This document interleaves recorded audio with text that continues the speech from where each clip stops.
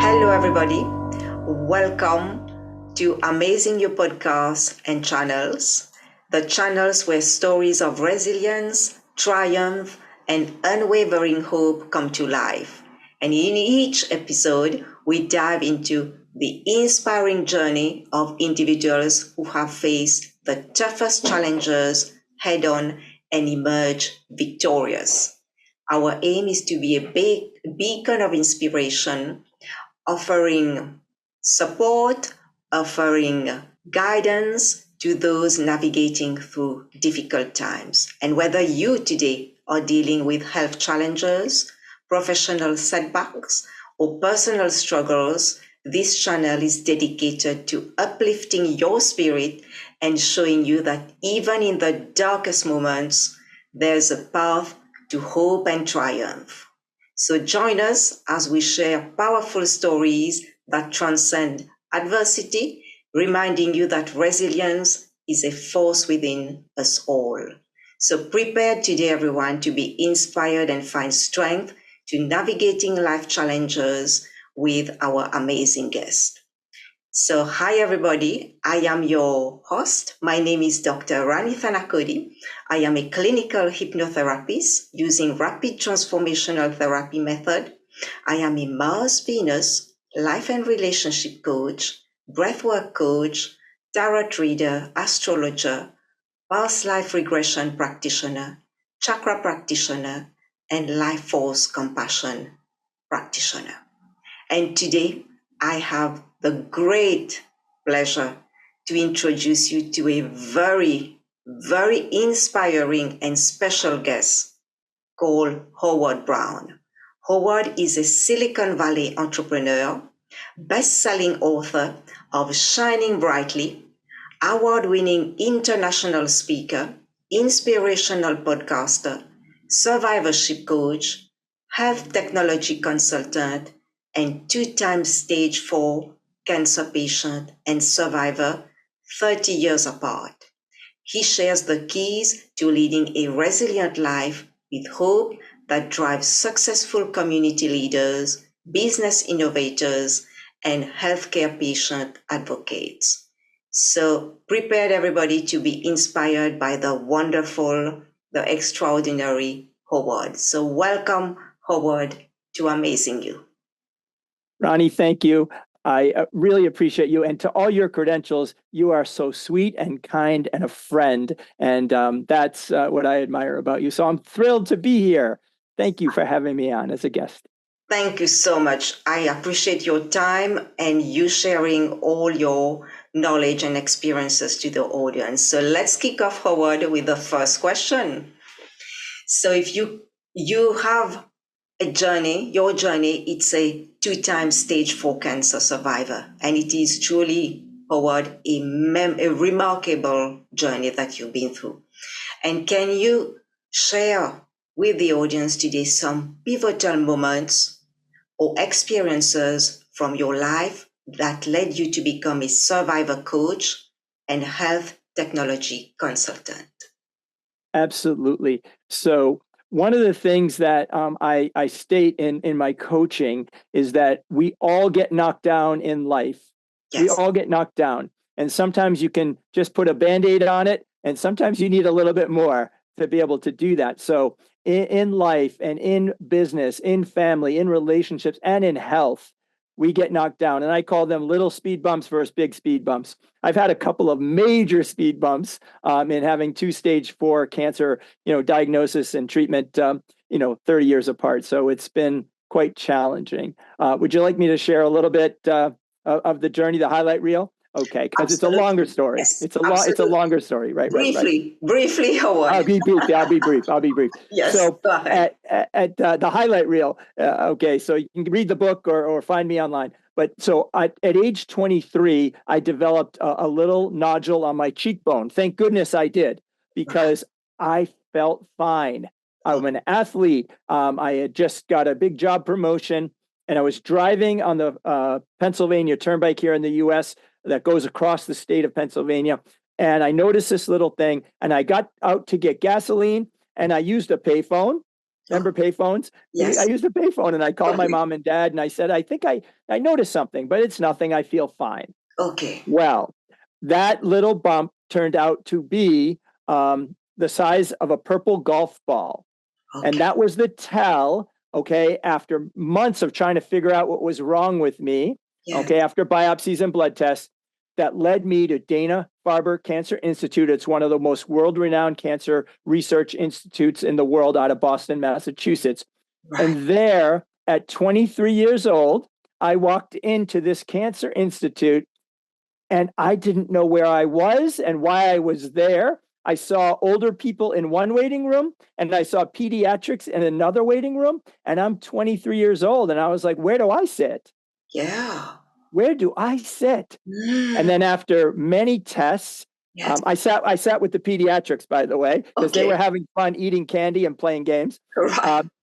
But I ended up sitting in front of my oncologist who invented chemotherapies, and a Harvard fellow, and my parents were behind me, and I'm in a suit and tie. I was going to fly out that evening, and I ended up being told at 23 years old that I have stage 4E T-cell non-Hodgkin lymphoma, blood cancer of my entire lymphatic system, very aggressive. Wow. And then I didn't hear another word because I did not understand the doctor talk. I basically heard blah, blah, blah, blah. And I looked up at this Harvard fellow. His name is Dr. Eric Rubin. And I said, what is he saying? Right. I looked back. My mom was crying. My dad was like a statue. And after they left, they said, you'll come back and do some tests. And you're going to do, in 2 days, you're going to do an infusion of chemotherapy. And it's going to be really, we're going to throw the kitchen sink at you. You're young. I didn't realize what I had. We went home, and my twin sister came to dinner. My dad went to the library and got a book on cancer. This is 1989. Right. No internet, no computers, no cell phones. The computer use was just starting. Yeah. And we were learning from a book that was probably 10 or 15 years old of what blood cancer was. And I had no idea. Now, I went and had my first treatment, but before I did, my liver function test was too high. So they said, oh, you're not having chemotherapy today, no infusions. And I was like, oh my God, I was up all night. I was a nervous wreck. So Dr. Rubin says, you're going on a field trip. You're going on a field trip to the cryogenic center. I had no idea what that was. And he says, you're going to deliver a sperm sample. And I said, well, you told me I'm going to die, 6 months to live. He says, go do it, and make you feel better. And, just in case. And thank God he did, because I'm going to get to that as a second part of the story. Okay. But I failed all the chemo regimens. I had lots of side effects. My immune system was completely compromised. Wow. And the only good news I got was that my twin sister was a 1 in 25,000 match for a bone marrow transplant, now called a stem cell transplant.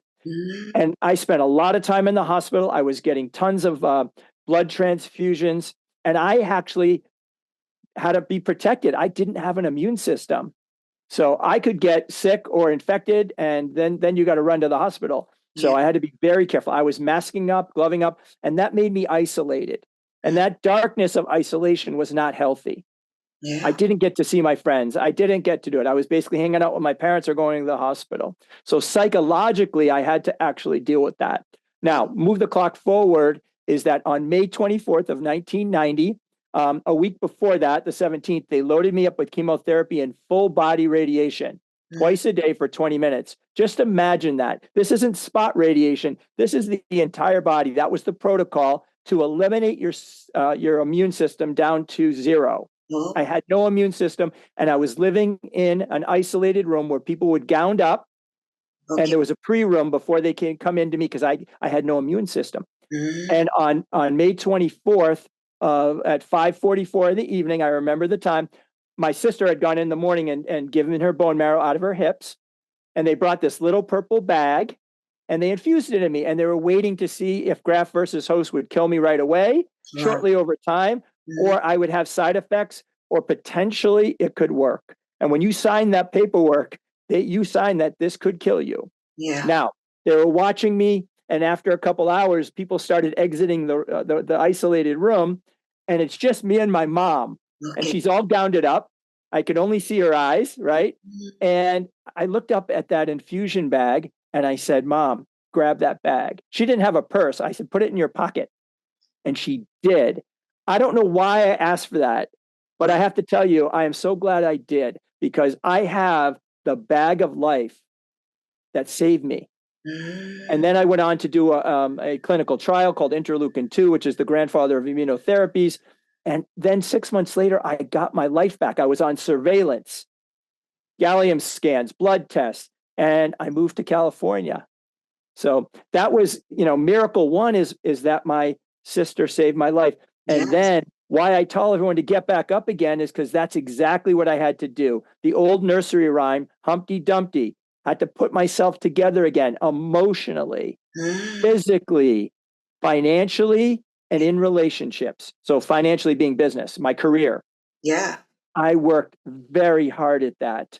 I was 135 pounds and bald, and I basically moved out to the sunshine of Santa Monica, California. Right. And I worked hard at all of those four components. And good things started to happen. My career started to blossom. I was playing basketball and going to the gym, getting stronger. My mental toughness of going to work 8 to 5 or longer. I'm in sales, so sometimes those you don't have 8 to 5 days. You're traveling. Yeah. And then I started to volunteer in the Jewish community, the Jewish Federation of Los Angeles, and I met this beautiful woman that eventually became my wife, Lisa. Oh, that is wonderful. So I got my life back. Yeah. And it was a beautiful thing. So miracle number 2 is we're married in 1994, overlooking shutters at the beach. It was gorgeous. And I'm feeling whole again. Yeah. And I'm feeling very blessed and very lucky and very grateful. So we're up in Silicon Valley now, and we call for that sperm sample, frozen sperm 11 years later. Miracle number 2. Our daughter, Lisa grew 8 eggs. They defrost the best swimmers. They inject them into the eggs in a process called ICSI, in vitro fertilization, very expensive. Yes. And we were blessed to have a baby girl, a healthy daughter. We call her our miracle girl and our frozen kidsicle. It's in my book, so it's funny. And it's just a beautiful thing that I was able to have. We have a daughter, and it's just fantastic. And so the other part of the story is that my life is going on. I'm in technology. I'm playing basketball. I'm volunteering. And my twin sister calls me and says, I'm moving to Michigan. And she had little kids, 4 and 6. My wife's sister had little kids that are 4 and 6. And we had Emily. And we moved to Michigan in 2005. And I'm running these technology startups for interfaith social networks. This is early on, back in 2006. And I go at age 50 and have my colonoscopy. That was the screening age. And imagine this, that I wake up from a colonoscopy June 4th of 2016, and I know the gastroenterologist. I said, Dr. Phil, everything good? He goes, no. When I find something, it's usually bad news. I was diagnosed and lightning struck again. Stage 3 colorectal cancer, and it's specifically right-sided colon cancer. 10 days later, surgery to remove 13 inches of a colon. A week later, to install a chemotherapy power port. And then a few weeks later, because I delayed it to go see the soccer national championship with my daughter, and I started rock'em sock'em chemotherapy again. It didn't work. Another surgery, another colon resection, 10 more inches, a failed clinical trial. And then a year later, July of 2017, cancer spread. The colon cancer spread to my liver, my stomach lining called peritoneum momentum, and my bowel. And I'm told I have 6 months to live again. Oh, no. But I'm 50 years old, and I have a daughter who's a freshman in high school. I'm married 22 years. I'm not having mom and dad as my caregiver. My wife is my caregiver. My daughter is worrying if dad's going to live. So we'll have to round the story up because I could go on for a long time, but thank God I joined. This is now the digital realm, not analog of 1990.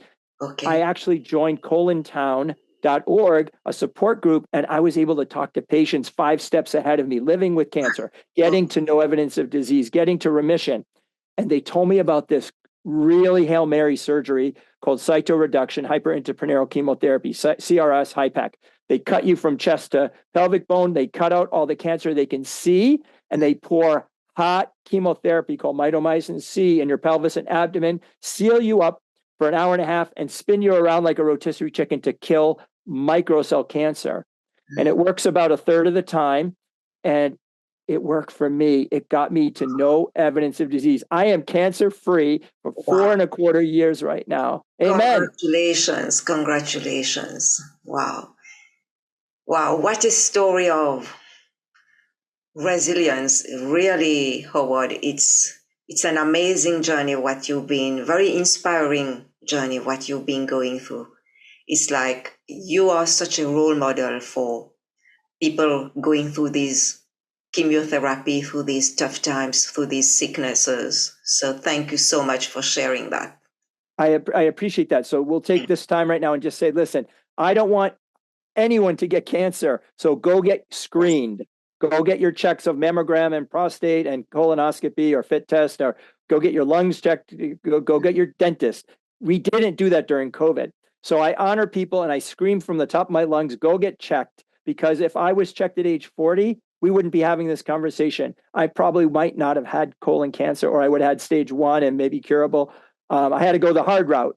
Okay. The second thing is that I want to honor the people that are in treatment right now. Yes. Treatment is very difficult, no matter any cancer. There's no comparison.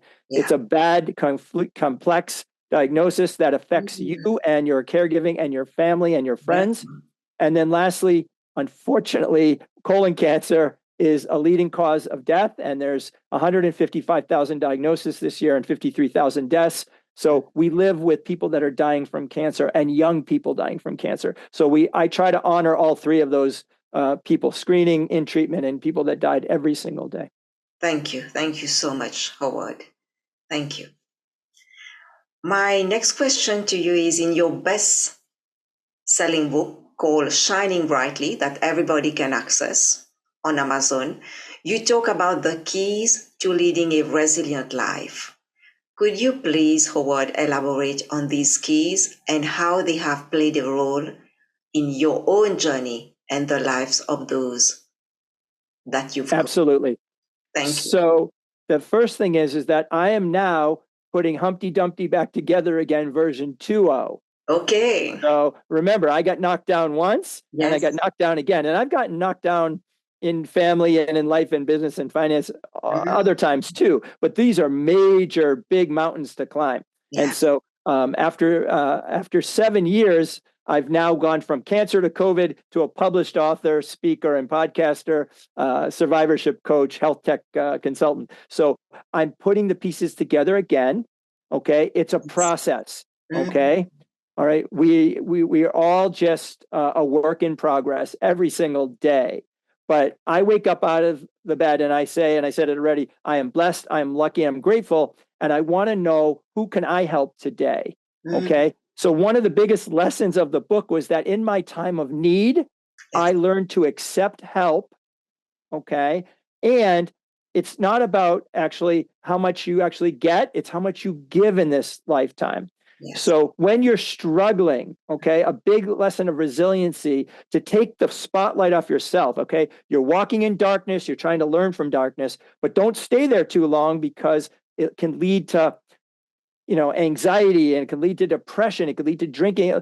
Darkness has a role. Yes. You learn the lesson from it, but you need the light. And I always say the best way to take that light is to go help someone else. So that's one lesson. Okay. Go be a giver. Then you'll shine brightly, and use your light to light up someone else. Yeah. The second is to be able to find your own happy place, your stress-free zone. Mine happens to be the basketball court. Okay. Others are yoga and music and cooking, hiking and nature, swimming. It can be to some people athletics. Find your happy place, schedule it in as much as possible. You need to have those moments, okay, where you don't feel that stress. Yeah. And that is one of the other keys. And then it's really important that you don't isolate.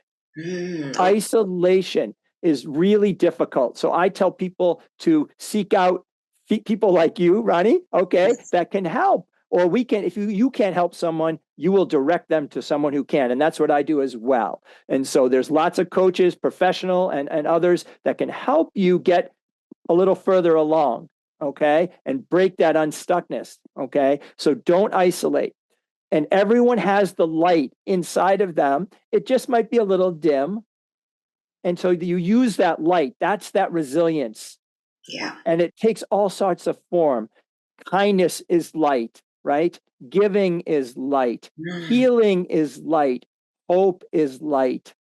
And gratitude is light. And all those combined get you back and get you up again. Sometimes going through that dark time help us to shine our light, it's help us to come back to our wholeness again, that darkness.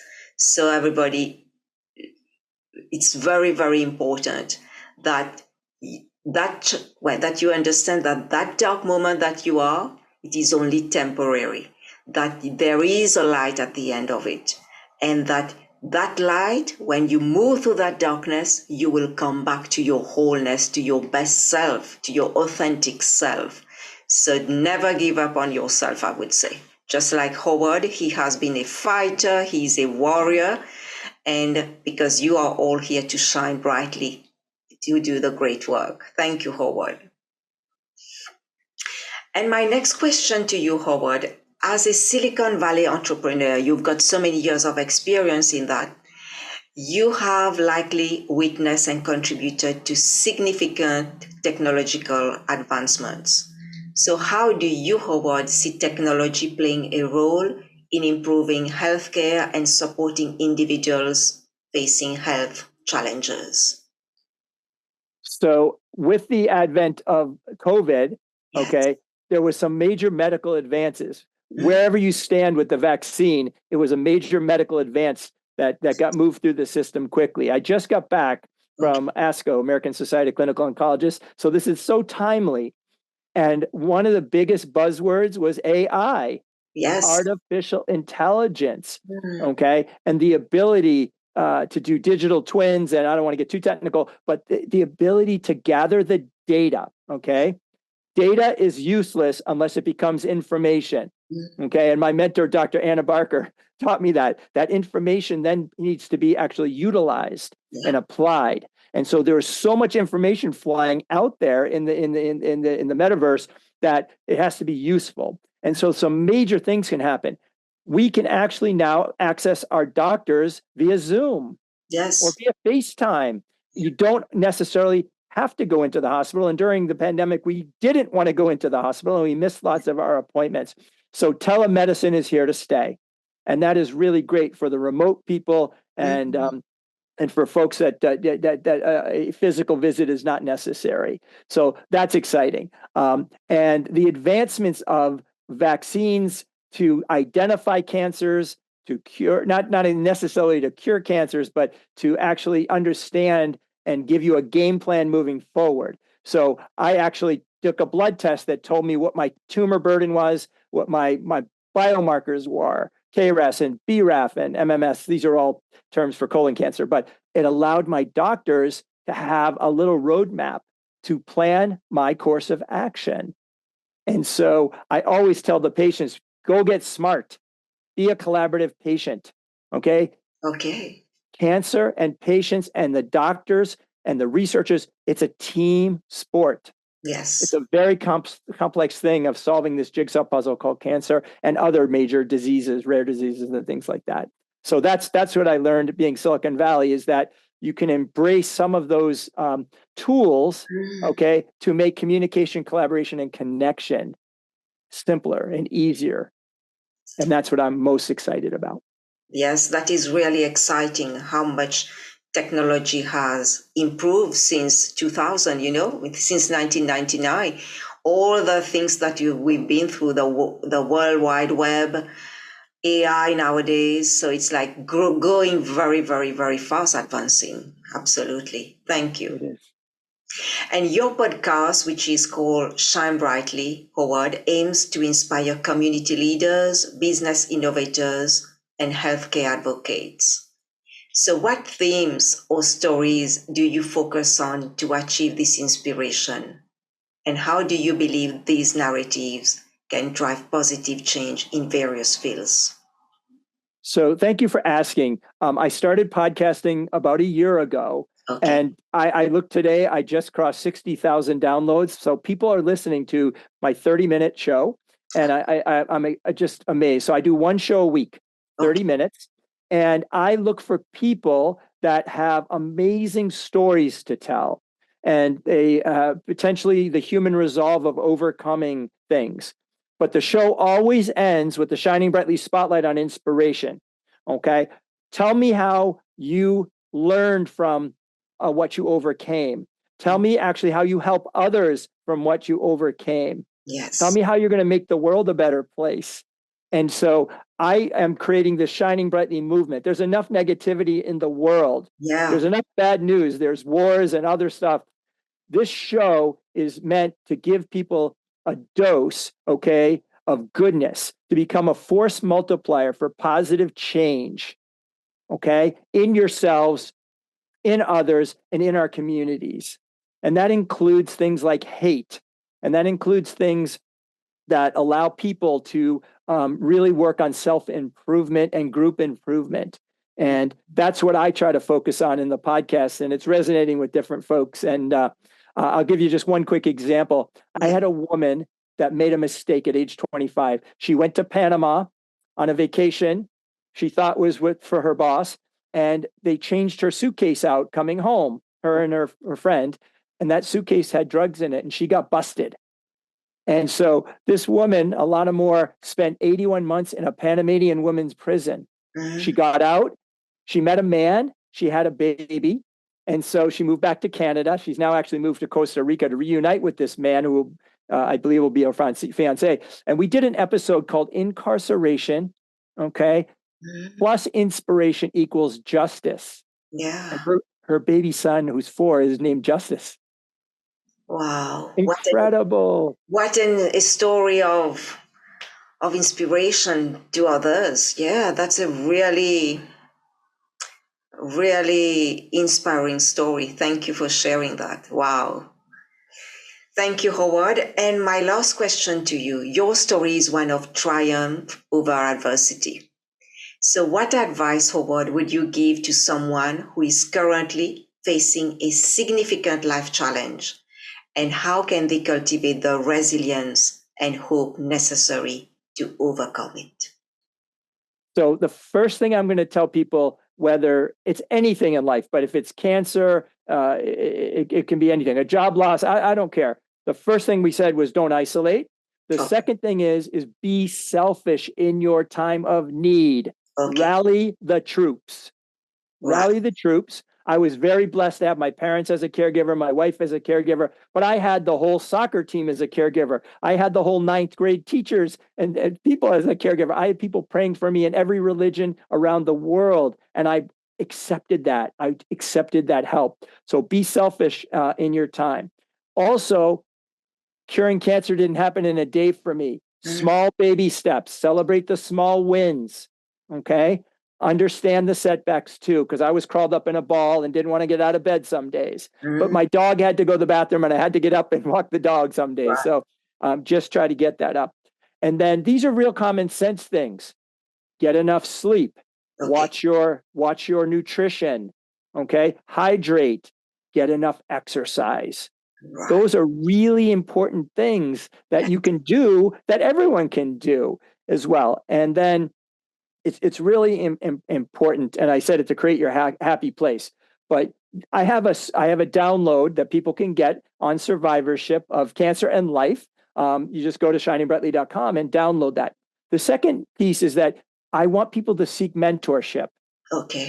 Be a mentor, get a mentor. Yes. Mentors are like you, coaches like me, but also they're people that care about your well-being and can be and really check your accountability. Are Yeah. you staying and abiding by weight loss or exercise or doing the right things? You don't have to do that alone. People care enough and will care about you. Will find people that care about you that can help navigate that journey with you. And so those are really important things. And the last thing I want to say is that open up your mind to understand people that may not look like you, speak like you, have the same histories. And that's where my interfaith relations passion comes from. I feel my world has been broadened by learning about others. I live in Michigan with the largest Arab Muslim population. I've learned a ton about that right now. Now, the war in the Middle East makes it complicated, but I have some close friends that are Arab Muslims, and I'm Jewish, and they've helped broaden my life. I have Hindu friends and African American friends, and I just think people should not close the door to understanding. And Abraham and Sarah welcome people into their tent, the stranger. So open up to welcoming someone into your tent, or have you be welcomed into theirs. So that's a bit of life advice that I feel has made me a better and well-rounded person. Wow, that is wonderful, Howard. Thank you so much for sharing these tips. And I hope that the audience will apply them, because these things are life-changing when you apply them for yourself. Not only you change your life, you help other people change their lives as well. So my last question is, how can people contact you, Howard? That's the big question. Absolutely. So I'm going to put on my glasses if this is video, but if you're not, I have my white, shining brightly glasses on right now because I'm shining the light back to you, Rani, for having me here as your guest. I am so grateful. But how to get a hold of me is simple. It's shiningbrightly.com, and you can find there about the book. You can find about my speaking opportunities and where I'm speaking next, or hire me to speak. Also, the podcast is there in a feed. Every Wednesday is a new one, but you can go see all the old ones. And then lastly is my advocacy. I care deeply about entrepreneurship and students and entrepreneurship. I care deeply about the interfaith community. I care deeply about the cancer communities. So please find me there. And I'm interactive, and I'm on Facebook and LinkedIn, and come find me. I'll get back to you. Thank you. Thank you for sharing your details and how can people reach out to you. I am very, very grateful, Howard, for you have given your precious time to the audience today. Thank you so much. And I wish you a lot of success in your endeavors, in your speaking trip next week on the cruise. So have a wonderful time, a successful time, and keep shining brightly, because you are a diamond among the stars. So keep shining. And you're shining brightly too, Dr. Rani. Thank you. Thank you. Thank you.